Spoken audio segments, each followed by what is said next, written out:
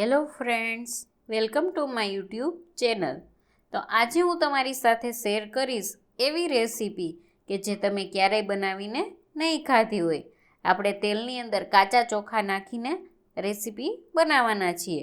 આપણને જ્યારે નાની નાની ભૂખ લાગતી હોય તો તેના માટે આવી રીતે કાચા ચોખાનો નાસ્તો બનાવીને પણ ખાઈ શકો છો. જો તમે એકવાર આ રેસીપી બનાવીને ખાશો ને તો વારંવાર બનાવીને ખાવાનું મન થઈ જશે. તો ચાલો બનાવવાનું શરૂ કરીએ. તો એના માટે મેં અહીંયા ચોખા લીધા છે. તમારે ચોખા કેવા પસંદ કરવાના છે એ હું જણાવીશ. તો અહીંયા 1 વાટકી ચોખા લીધા છે. તેમાં 1 વાટકીમાં બાસમતી ચોખા છે અને બીજામાં છે એ ખીચડિયા ચોખા છે, જેનો આપણે યુઝ નથી કરવાનો. તો આ બાસમતી લાંબા ચોખા આવે તે જ આપણે લેવાના છે. તો હવે આપણે ચોખાને ચાળી લેશું, એટલે તેમાં કોઈ પણ કચરો હોય તો તે નીકળી જાય. આવી રીતે ચોખાને ચાળીને તૈયાર કરી લેશું. તો તમે જોશો ને તો ચોખામાંથી ઝીણો ઝીણો કચરો હોય તે નીકળી ગયો છે. તો હવે આપણે તેને એક બાઉલમાં નાખી દઈશું અને તેની અંદર આપણે અડધી ચમચી મીઠું નાખીશું અને 2 ચમચી પાણી નાખીશું. પાણી પણ આમાં વધારે પડતું નથી નાખવાનું.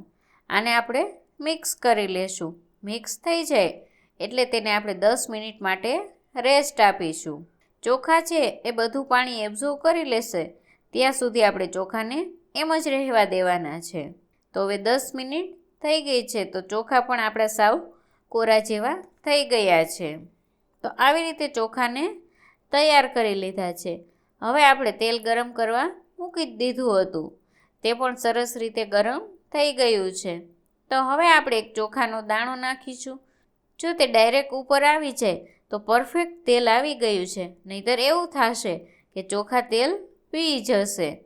તો હવે આપણે આ રીતનો જારો લેશું અને તેલની અંદર રાખી દેશું અને તેમાં આપણે થોડાક ચોખા નાખીશું. ચોખા નાખ્યા પછી જો આ રીતે તમે ઉપર નીચે કરશો ને તો બધા ચોખા એક સરખા તળાઈ જશે. અને આપણે હલકા બ્રાઉન જેવા થાય ત્યાં સુધી જ તળવા દેવાના છે. આવી રીતના થાય એટલે આપણે બહાર કાઢી લેશું અને ફરી પાછા આપણે થોડાક ચોખા નાખીને ફ્રાય કરવા નાખી દઈશું. જો તમે આવી રીતે ચોખા તળશો ને તો ઇઝીલી તેલમાંથી બહાર કાઢી શકાશે. તો આવી રીતે બધા ચોખાને આપણે તળી લેવાના છે. આપણે ચોખાને તળીએ ત્યારે ગેસની ફ્લેમ આપણે હંમેશા મીડિયમ જ રાખવાની છે. હવે આપણે જારો મૂકીને 7 થી 8 કાજુના ટુકડા નાખીશું અને તેને પણ હલકા બ્રાઉન જેવા થાય તેવા તળી લેવાના છે. તેને પણ આપણે ચોખા ભેગા જ મિક્સ કરી દેવાના છે. ત્યારબાદ આપણે 1 વાટકી સિંગદાણા લેશું. સિંગદાણાને પણ આપણે હલકી એવી તિરાડ પડે ત્યાં સુધી તળાવા દેવાના છે. વધારે પડતા લાલ ના થઈ જાય તેનું તમારે તેમાં ખાસ ધ્યાન રાખવાનું છે.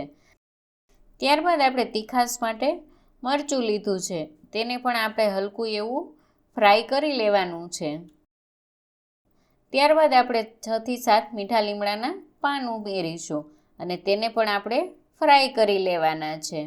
તો આવી રીતે બધી વસ્તુને આપણે ફ્રાય કરીને એક પેપર નેપકિન હોય તેમાં નાખવાનું છે, એટલે જે કાંઈ વધારાનું તેલ હોય તે બધું પેપર નેપકિન એબ્ઝોર્વ કરી લેશે.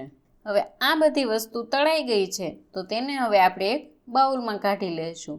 તો તમે જોઈ શકો છો કે સરસ રીતે તેલ પણ બધું એબ્ઝોર્વ થઈ ગયું છે. તો હવે તેની અંદર આપણે આમચૂર પાવડર અને લાલ મરચું પાવડર નાખીશું. જો તમે ભેળ બનાવવાના હોય તો તેની અંદર તમે લીંબુનો પણ ઉપયોગ કરી શકો છો. તો આમચૂર પાવડર ઓપ્શનલ છે. આની તમારે જો ભેળ બનાવવી હોય તો તેમાં તમે સેવ, ટમેટાં, ડુંગળી, ચણા દાળ નાખીને પણ બનાવી શકો છો. તો તૈયાર છે કાચા ચોખાનો નાસ્તો. જો તમને મારી રેસીપી ગમતી હોય તો લાઈક કરજો, શેર કરજો અને સબસ્ક્રાઈબ કરવાનું ના ભૂલતા. Thanks for watching.